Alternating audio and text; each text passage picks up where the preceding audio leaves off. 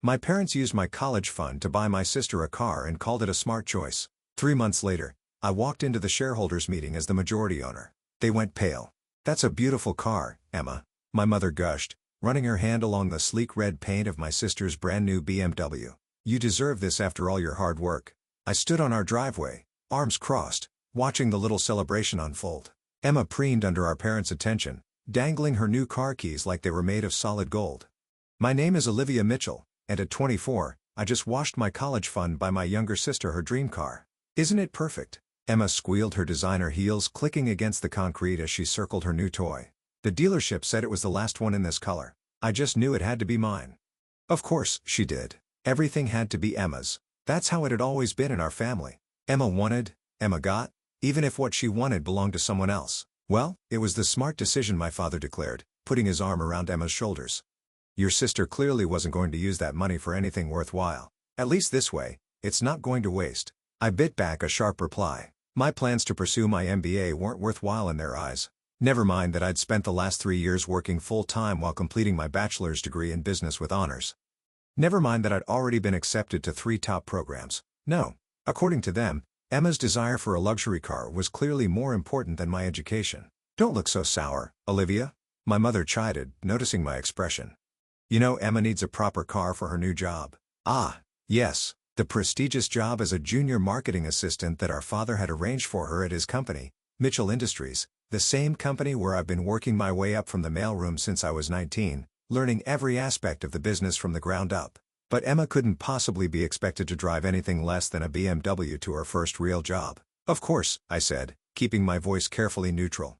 "Congratulations, Emma." She barely spared me a glance, too busy taking selfies with her new car. "Thanks. Maybe if you work really hard, you can afford one too someday." Our parents laughed indulgently at her little jab. They always found it amusing when Emma reminded me of my place in the family hierarchy. I checked my watch, grateful for the excuse to escape. "I should get going. I have an early meeting tomorrow." On a Saturday, my mother frowned. "Olivia, you work too much. It's not healthy." "Someone has to," I muttered under my breath, but they weren't listening anymore. They were already planning where to take Emma for a celebration dinner. As I walked to my sensible used sedan, I could hear Emma's voice carrying across the driveway. "Maybe we should get the interior reupholstered in white leather. The black is so boring." I smiled slightly as I started my car. Let them have their little celebration. In 3 months at the annual shareholders meeting, they'd learn exactly what all those early morning meetings had been about. What my family didn't know, what they'd never bothered to ask, was that I hadn't just been working my way up through Mitchell Industries. I've been playing a much longer game. It started 5 years ago when I was 19 and had just started working at the company. I was sorting mail when I came across an interesting letter addressed to my father. It was from his old business partner, Stanley Wright, who had helped found Mitchell Industries, but had been bought out years ago when he ran into financial troubles. The letter was a desperate plea. Stanley was dying, and he needed to sell his remaining shares in the company. Shares my father didn't even know he still held. Stanley had kept them as a safety net, but now he needed the money for medical treatments. I should have delivered that letter to my father's office. Instead, I took it home and called Stanley myself. What followed was 6 months of careful negotiation using every penny I'd saved from my after-school jobs and a small inheritance from my grandmother. Stanley was grateful to find a buyer who'd pay a fair price and even more pleased that it was someone who understood the company's history. "Your father's forgotten where he came from," Stanley told me during our final meeting. "He's forgotten that Mitchell Industries was built on hard work, not handouts. Maybe you can remind him someday." By the time I was 20, I quietly owned 15% of Mitchell Industries, but I didn't stop there. Over the next 4 years, I tracked down other minor shareholders, retired employees, early investors, anyone willing to sell. Every spare dollar I earned went into buying shares, always through a holding company I'd set up with the help of a trusted lawyer. Last month, I had finally reached my goal, 51% ownership of Mitchell Industries. The paperwork was filed, the transfers complete, and in 3 months at the annual shareholders meeting, everything would become public. My phone buzzed as I drove home. A text from Emma: "Don't be jealous. Maybe if you hadn't wasted so much time in the mailroom, you'd have something to show for yourself too." I didn't bother responding. Let her enjoy her BMW. I had bigger things to worry about. The next morning, I arrived at the office before dawn, just like I did every Saturday. The security guard, Joe, gave me his usual friendly nod. "Early as always, Miss Mitchell," he said, buzzing me in. "Your father know you're here." I smiled. "My father doesn't know a lot of things, Joe." I made my way to my small office, Not the corner office I deserve given my actual ownership stake, but the modest space befitting someone who'd wasted time in the mailroom. The walls were covered in organizational charts, workflow diagrams, and detailed notes about every aspect of Mitchell Industries operations. While Emma had been partying through college and my parents had been indulging her every whim, I had been learning, watching, planning. I knew every strength and weakness of the company my grandfather had built, and my father had nearly run into the ground with his poor decisions and nepotistic management style. My laptop pinged with an email from my lawyer, confirming that everything was in place for the shareholders meeting. I'd already arranged for several key board members to be there. Ones who'd been increasingly concerned about my father's leadership, but hadn't known there was an alternative.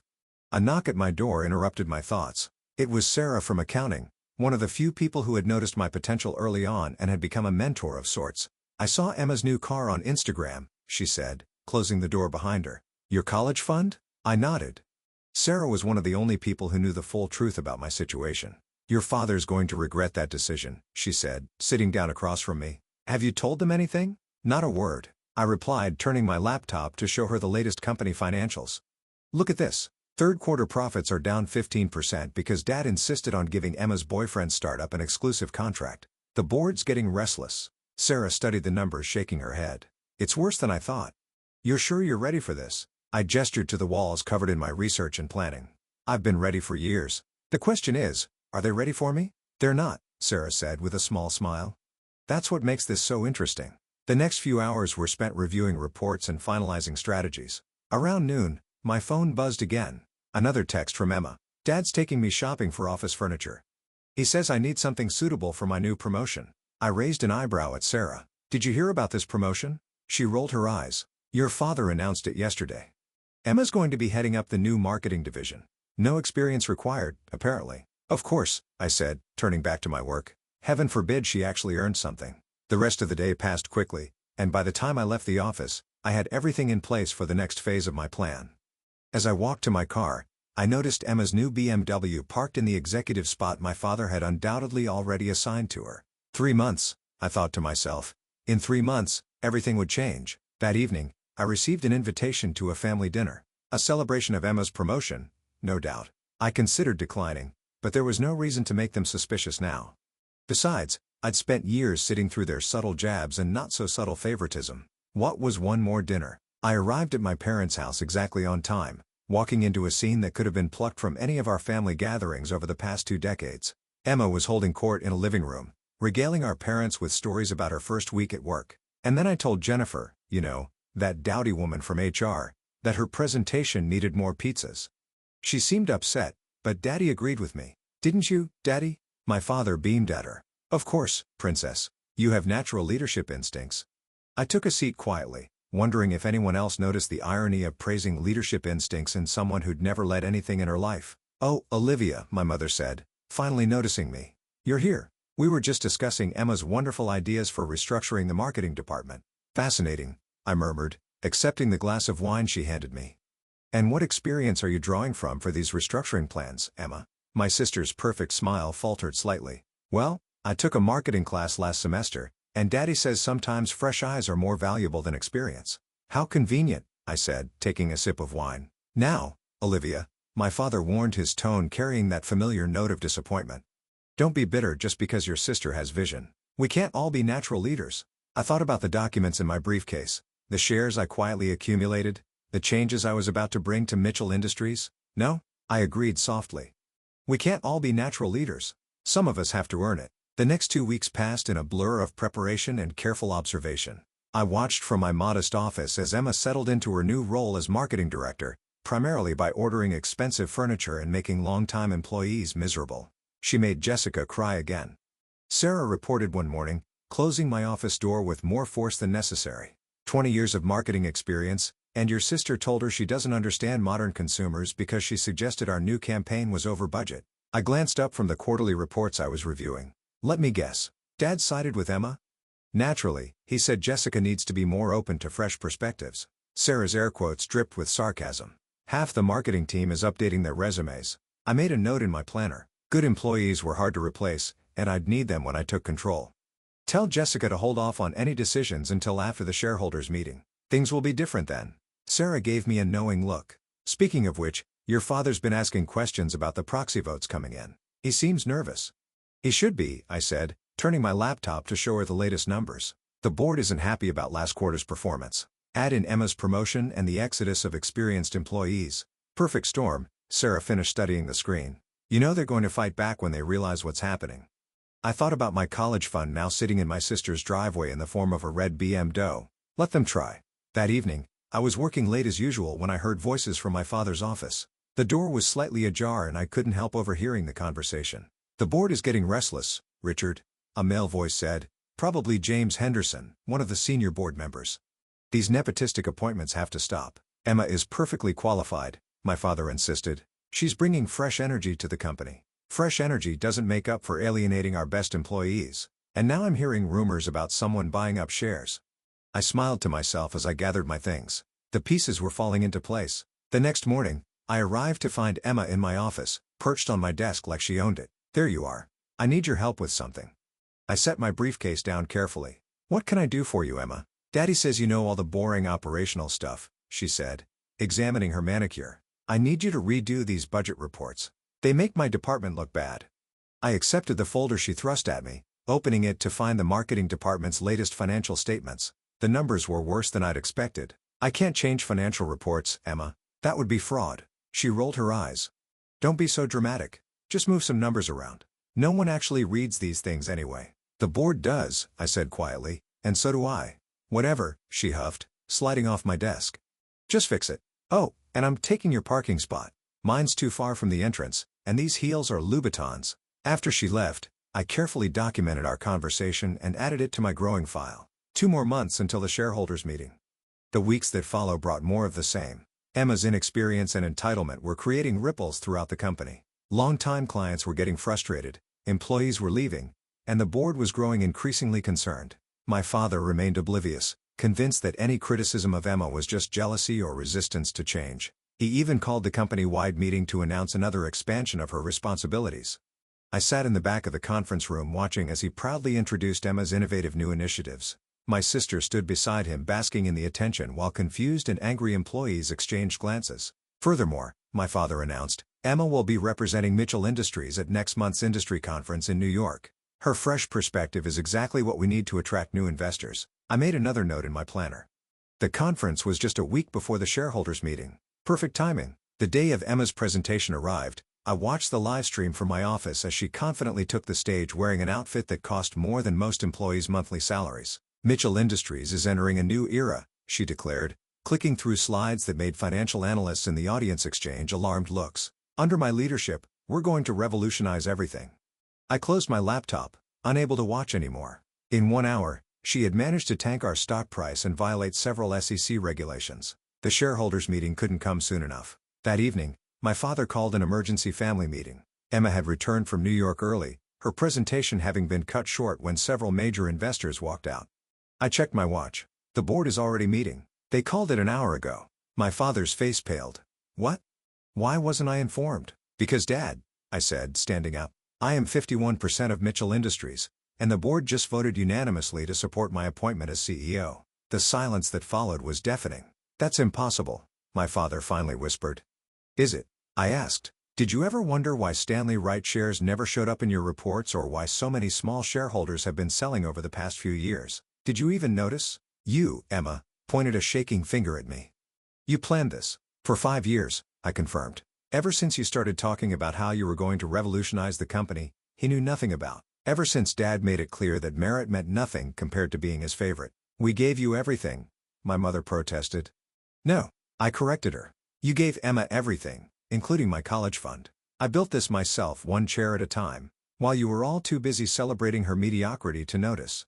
My father stood up, his face red with anger. I won't allow this. You don't have a choice, I said, heading for the door. The shareholders' meeting is tomorrow at 9. I suggest you all be there.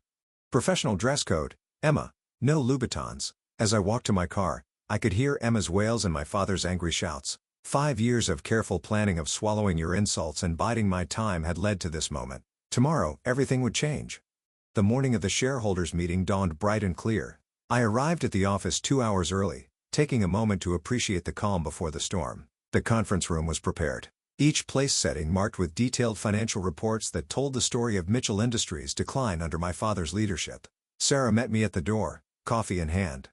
"They're already here, your family. Your father's been trying to access the main conference room for the past hour." I smiled, accepting the coffee. "Good thing we changed the security codes last week. Are the board members ready?" "I'll confirm their attendance, and the press is gathering in the lobby." I hadn't invited the media, but news of Emma's disastrous conference presentation had leaked along with rumors of a major leadership change. Mitchell Industries was one of the largest employers in the region. What happened here today would make headlines. "Miss Mitchell." It was Joe, the security guard. "Your father's demanding entrance to your office, says he needs to speak with you before the meeting." I checked my watch. "Let him in." My father burst through the door moments later, his face flushed with anger. "This ends now, Olivia. I don't know what game you're playing, but I'm still CEO of this company." "Actually," I said, sliding a document across my desk, "you're not. The board voted yesterday. But you'd know that if he bothered to check your emails instead of focusing on damage control for Emma's presentation." He snatched up the paper, his hands shaking. "This is ridiculous. I built this company. Grandfather built this company." I corrected him. "You inherited it, and then you nearly destroyed it with poor management and nepotism. The shareholders have had enough." "Shareholders?" he scoffed. "What shareholders? I control the majority of shares." "Not anymore." I pulled up the ownership records on my laptop. "Would you like to see exactly how many shares you've lost over the years? How many people sold because they lost faith in your leadership?" His face paled as he studied the screen. "Stanley shares. But he promised. He promised they'd stay in trusted hands," I said quietly. "And they have. I've spent the last 5 years learning every aspect of this business from the ground up, which is more than you can say for your chosen successor." "Emma has potential. Emma has entitlement," I countered. "And she proved that to the entire industry at a conference." "Our stock dropped 15% in 1 hour, Dad." 15% because your precious princess couldn't be bothered to learn basic securities law before sharing confidential projections." He slumped into a chair, suddenly looking old. "Why didn't you tell me? If you were buying shares, building your position, why the secrecy? Would you have listened? When have you ever listened to me about anything?" Before he could respond, my office door burst open again. Emma stormed in, followed by her mother. "Fix this," Emma demanded. "I've already announced my plans for the company." "I have a vision." "Your vision tanked our stock price and violated SEC regulations," I said calmly. "The only reason we're not facing an investigation is because I spent all night doing damage control with our legal team." "That's not fair." "Daddy, tell her it's not fair." Our father just sat there, still staring at the ownership records on my laptop. "The shareholders' meeting starts in 30 minutes, I said, standing up. "You can either attend professionally and maintain some dignity, or you can make a scene and be escorted out, your choice." Emma turned to our mother, who had been unusually quiet. "Mom, say something." But our mother was looking around my office, really seeing it for the first time. The detailed reports covering the walls, the years of research and planning evident in every corner. "All those early mornings," she said softly. "All those late nights, we thought you were just we didn't." "Didn't what, Mom?" "Didn't think I could build something on my own. Didn't believe I had ambition beyond being Emma's backup." "I always knew you were smart," she defended weakly. "But business leadership, it's not really suitable for women?" I finished.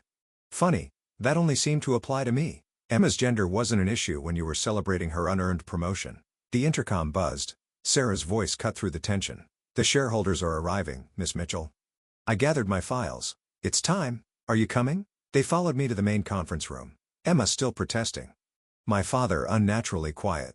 My mother wringing her hands. The halls were lined with employees watching curiously as we passed. The conference room was packed. Board members sat at the front, many nodding to me as I entered. Shareholders filled the remaining seats with media hovering at the back. All eyes followed us as we made our way to the front. I took my place at the podium, surveying the room. 5 years of preparation had led to this moment. "Good morning," I began.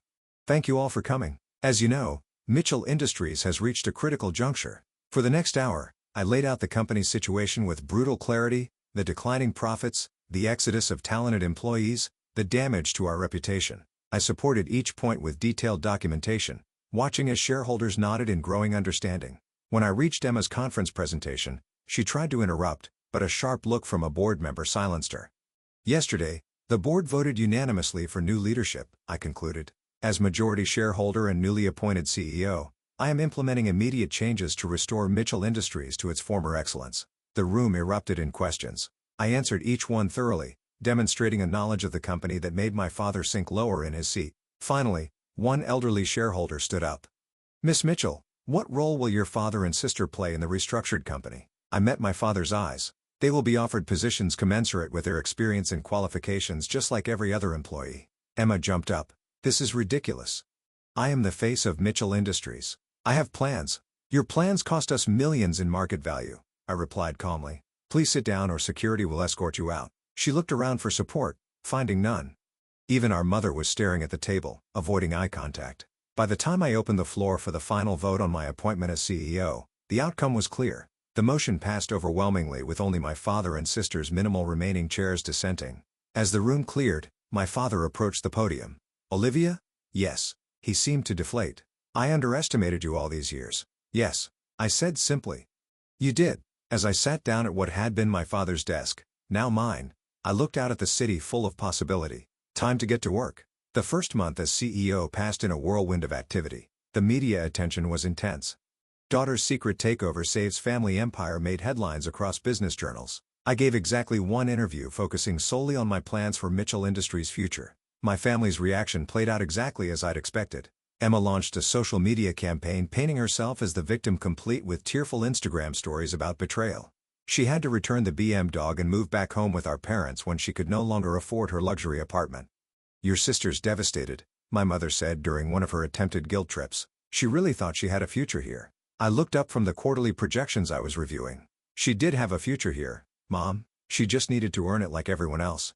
But she's family. So am I replied calmly.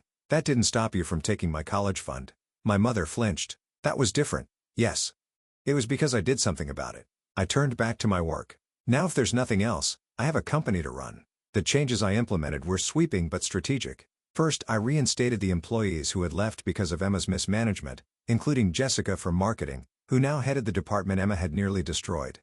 It's different here now, Jessica commented during a staff meeting. People feel valued based on their contributions, not their connections. The company culture shifted rapidly. Merit-based promotions, transparent communication, and clear accountability became our new norm. The stock price responded accordingly, climbing steadily as investor confidence returned. My father made one attempt to challenge my leadership, calling an emergency board meeting to question my decisions. She's too inexperienced, he argued to the board members. She's making too many changes too quickly. James Henderson, a senior board member, just laughed. Richard, in 1 month, your daughter has accomplished more than you did in the past 5 years. The numbers speak for themselves. They showed in the latest financial reports, profits up 20%, employee retention improved, client confidence restored. The vote to maintain my leadership was unanimous. After the meeting, my father lingered in the boardroom. I still don't understand, he said quietly. How did you learn all this? I paid attention, I replied, gathering my files every day for 5 years while you were focused on grooming Emma for a role she didn't earn. I was learning from the mailroom to the boardroom. I studied every aspect of this company. The real question is, why didn't you notice? He had no answer for that. 3 months into my tenure as CEO, I received an unexpected visitor. Stanley Wright, my father's old partner who had sold me his shares, asked to meet. I've been following the news, he said, settling into a chair in my office, the same office where my father had dismissed my ambitions for so many years.